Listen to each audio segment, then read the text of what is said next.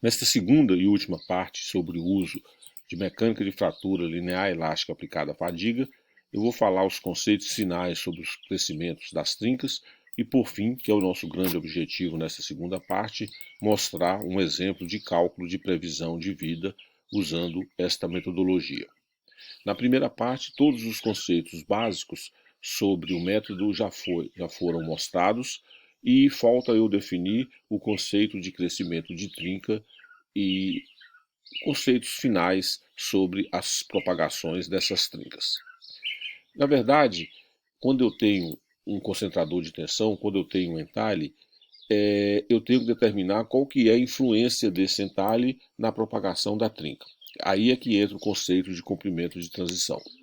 Na medida em que eu tenho um entalhe, a tensão local, a resposta do material, como nós já vimos ao longo desta disciplina, a tensão local é maior do que a tensão nominal. Isso é conhecido por nós. O que eu quero falar aqui é que, na medida em que a distância do entalhe aumenta, essa tensão local tende para a tensão nominal.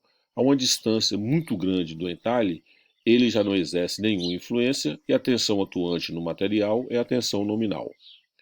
Existe uma distância do entalhe que a tensão local, que é a resposta do material, se iguala à tensão nominal. Ou seja, quando a tensão local é igual à tensão nominal, o comprimento da trinca é o comprimento de transição dela.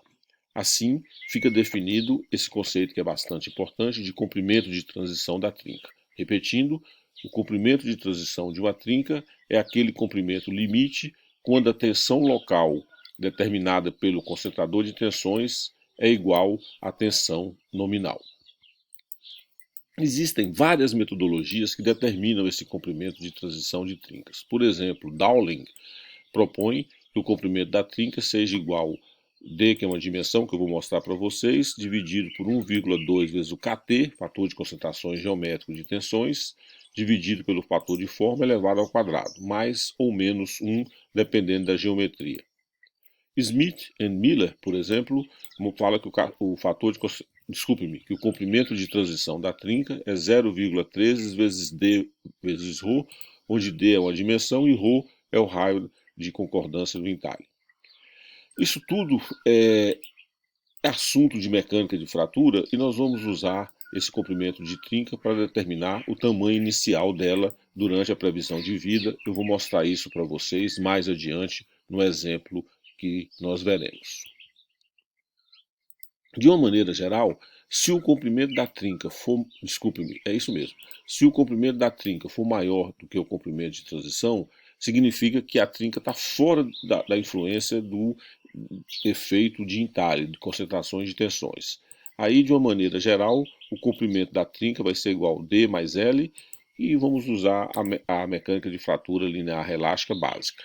Porém, se a trinca estiver sob o efeito do concentrador de tensões, ou seja, se o comprimento da trinca for menor do que o comprimento de transição, então nós vamos ter que levar em conta os efeitos dos entalhes e vamos usar a metodologia de fadiga controlada por tensão ou, preferencialmente, a fadiga controlada por deformação.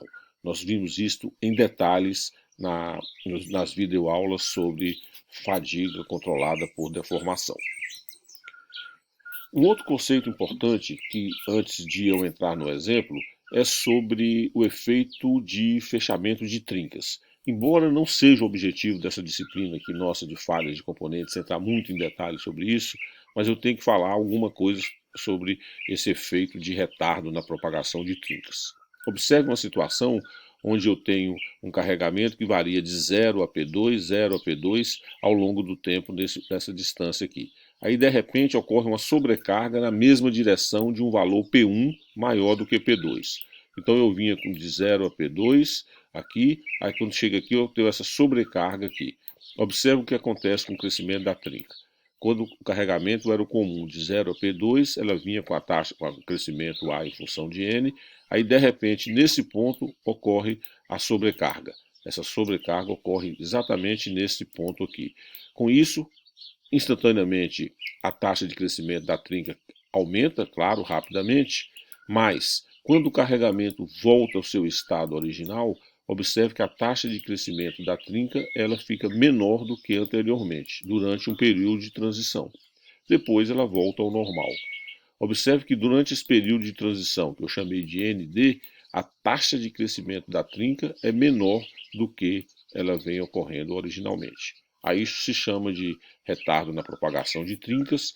Isso é muito importante em previsões de vidas, etc., mas nós não vamos entrar em detalhes nesses conceitos aqui agora. Por fim, para a gente finalizar todos esses conceitos e visão geral sobre a metodologia, a vida total de previsão de vida, de vida mesmo, de um componente, nós podemos dividir em duas partes. O tempo necessário para nuclear a trinca e o tempo necessário para essa trinca se propague, cresça. Nós vamos, o método de mecânica de fratura linear elástica, que nós acabamos de ver, trabalha com essa vida de propagação da trinca. Já as duas metodologias anteriores, fadiga controlada por tensão ou fadiga controlada por deformação, são usadas para determinar o tempo de nucleação da trinca. E do ponto de vista de crescimentos, se a trinca tiver um tamanho menor do que o comprimento de transição, usamos essas duas metodologias, εn ou Sn. Se o comprimento ultrapassa o comprimento de transição, nós usamos a mecânica de fratura linear elástica. E nessa metodologia que nós acabamos de ver, a vida durante a propagação NP é integral de comprimento inicial da trinca, tá certo? Até o comprimento final, usando a equação de Pérez que nós vimos anteriormente. E assim, todos os conceitos básicos foram apresentados e eu vou mostrar agora uma aplicação através de um exemplo de determinação da vida de um determinado componente. Isso aí eu tirei do livro da Ballantyne, que vocês têm eles à disposição. O que é isso? Qual que é esse exemplo? Nós temos um componente que tem um entalhe de comprimento de 0,1 polegadas dos dois lados. A ele é submetido a uma força de 10.000 libras, tá certo? Que varia com o tempo, a espessura de 0,25 polegadas e a largura de 1 polegada. Como aqui é de 0,1 e 0,1, esse comprimento útil aqui é de 0,8 polegadas. As propriedades desse material eram conhecidas, limite escoamento de 94 KSI, os parâmetros C e M da equação de Pérez e o fator de concentração de tensões KT de 3,03. Para a gente determinar, o nosso grande objetivo final é determinar a vida de propagação da trinca, claro. Só que eu vou ter objetivos de curto prazo para chegar até esse objetivo final. O primeiro deles, como eu falei, é determinar o tamanho inicial da trinca. Para isso eu preciso determinar o comprimento de transição da trinca e aqui todos aqueles parâmetros que eu falei anteriormente vão ficar claros.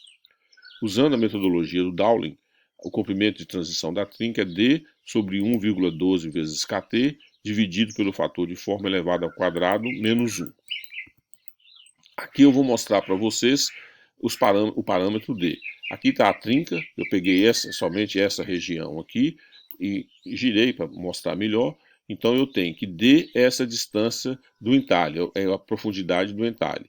E até chegar no comprimento de transição L, que é onde esse entalhe exerce influência. A partir daqui para fora, eu não tenho mais influência do entalhe. A tensão atuante é a tensão nominal. Assim, o comprimento inicial da trinca é o D, que é o entalhe, mais o comprimento de transição. O D, como nós vimos na figura, é igual a 0,1 polegadas. Eu tenho que determinar o fator de forma. Eu cheguei a falar sobre ele especificamente porque eu já sabia que iria utilizá-lo neste exemplo. Usando o livro lá do Ballantyne, o fator de forma para esse caso aqui, colocando A como o tamanho do entalhe e 2B como a largura, exatamente como está no livro, o fator de forma vai ser igual a 1,12 mais 0,203 o A sobre B, menos 1,197 A sobre B ao quadrado, mais etc, etc. Substituindo os valores todos aí, eu chego que o fator de forma para esta condição é de 1,12. Com isso, eu tenho condição de determinar o meu comprimento de transição, que vai ser igual a D sobre Kt ao quadrado menos 1, que vai ser igual a 0,1 dividido por 3,03 ao quadrado menos 1 e chego no comprimento de transição dessa minha trinca, que é de 0,012 polegadas.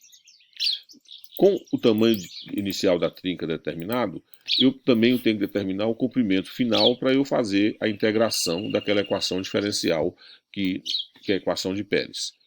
Então eu vou determinar agora o tamanho final dessa trinca. E para isso eu tenho que determinar esse tamanho final do ponto de vista de falhas por deformação plástica. A pergunta é, que tamanho de trinca que esse material suporta sem que ocorra uma falha? Por exemplo, sem que ocorra deformação plástica. Então, a seção crítica é aquela menor seção na raiz do entalhe. Ou seja, aquela seção, a área dele é 2B menos 2A vezes T. 2B menos 2A é aquela seção crítica da raiz do entalhe. A tensão crítica que pode provocar essa falha é a força crítica dividida por essa área mínima, e ela tem que ser menor ou igual ao limite de escoamento. Ou seja, a força crítica que esse material suporta, ou seja, o maior valor dessa força que o material suporta sem provocar deformação plástica, é igual ao limite de escoamento, que multiplica a área na região crítica, que é esse valor aqui.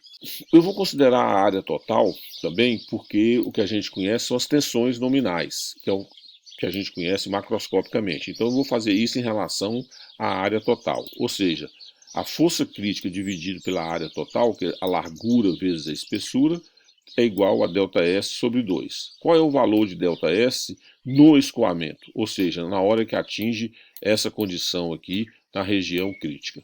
Então, ΔS sobre 2 vai ser igual à força crítica, que nós já determinamos aqui, que está aqui. Essa aqui é a força crítica, dividido pela área total. 2B é a largura total vezes a espessura. Com isso, eu consigo determinar o AF, que é o tamanho final da trinca. Fazendo uma manipulação matemática e substituindo os valores, eu chego que esse material suporta um tamanho de trinca final de até 0,29 polegadas aproximadamente, para que não ocorra deformação plástica. E com isso, nós temos já todos os parâmetros necessários para determinar a vida final do material, que é o nosso objetivo. Nós vamos usar a equação de Pérez, que nós já vimos, dAdn igual a C vezes ΔK elevado a m. Eu preciso determinar o ΔK, que é ΔS sobre 2 vezes raiz de π vezes A vezes o fator de forma. Nós conhecemos todos esses valores, estão aqui. Substituir esses valores e chego na minha expressão de dN igual a dA sobre C vezes ΔK elevado a m, sobre a forma de integral, que está aqui. Aqui está a equação final. A vida de propagação é integral do tamanho inicial da trinca, que nós determinamos, que é o D, que é o 0,1, que é a profundidade do entalhe, mais o comprimento de transição.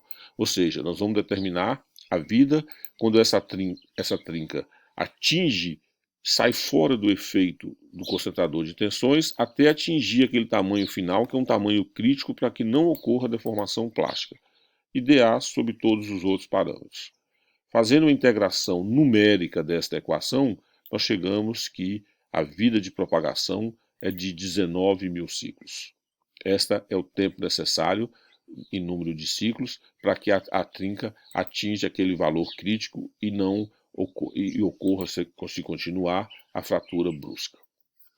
Eu espero que o exemplo tenha ficado claro e todos os conceitos sobre o uso da metodologia de mecânica de fratura foram apresentados nesta videoaula. Eu agradeço bastante a atenção de vocês.